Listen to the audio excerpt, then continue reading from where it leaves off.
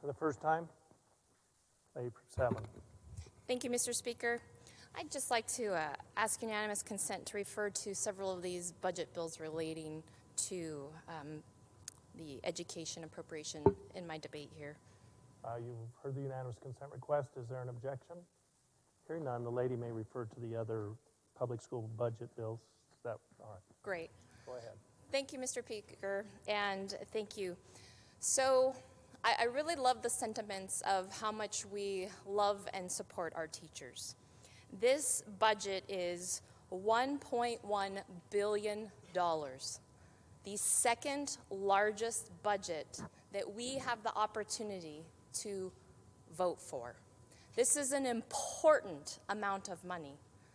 When you have the second largest amount of money, $1.1 billion, that is impacting the future of Idaho, we need to get it right the first time. And so I would like to point your attention to some of the line items in the bill. You know, this discussion of how we're going to attack the teaching and the advocacy of critical theory throughout our entire education system is a huge, it's a huge topic, and it's hard to grab it in one of these bills. When we look at these education bills, so K through 12 is split up into a half dozen or so more bills, of which I wish some of our other education budgets were split up into bills. But when we look at, there's actually 5 different education bills where critical theory is being applied.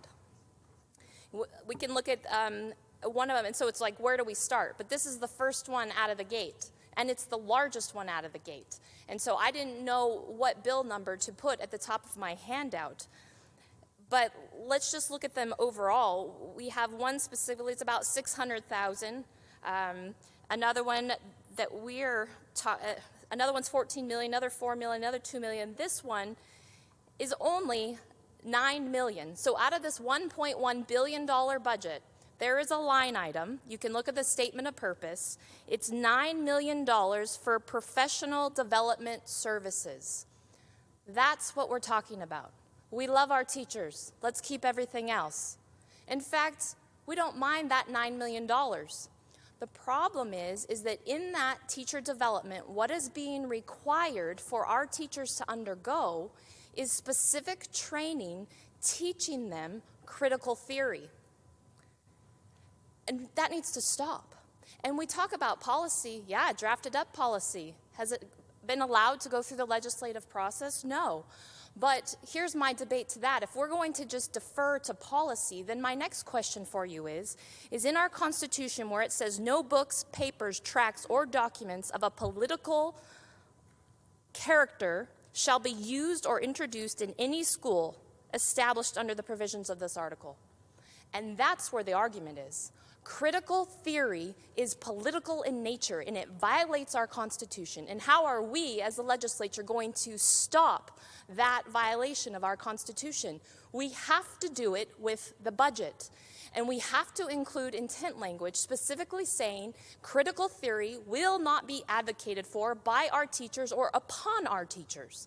And that is why we need to say no this first time.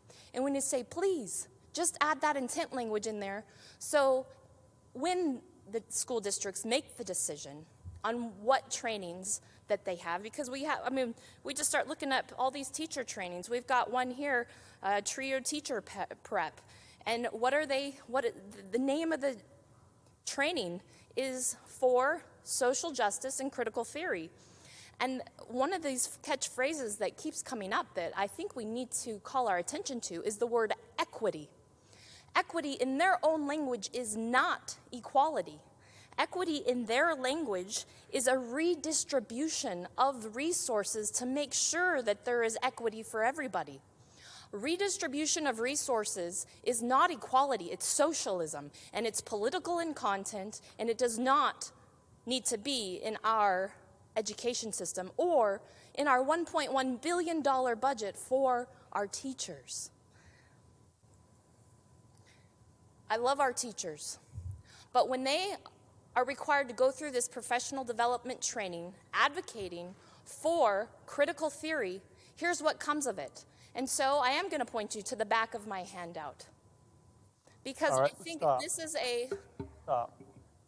All right, so this handout was previously objected to, I believe, by you when the gentleman from 29 wanted to use it. Now we're using it in the same debate without unanimous consent or,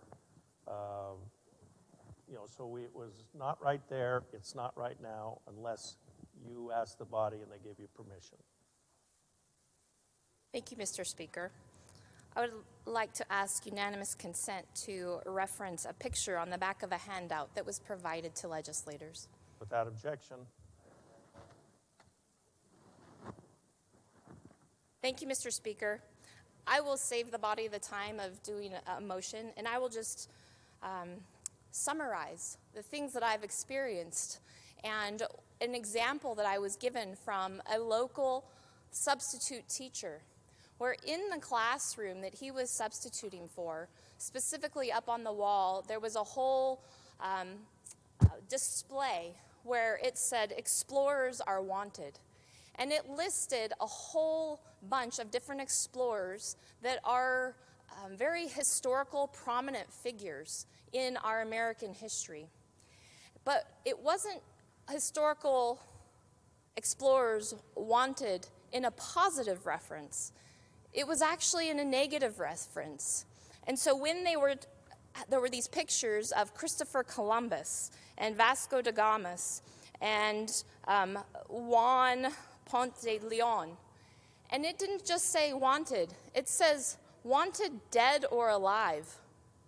And when they start talking about Christopher Columbus, what these students were taught and what they put up on these pictures specifically talked about how horrible Christopher Columbus is.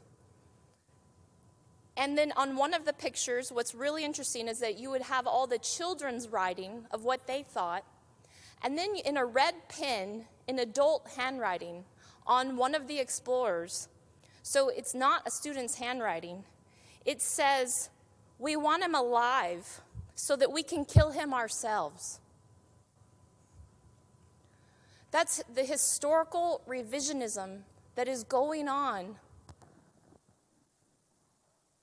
And we just need it to stop, please. Thank you, Mr. Speaker.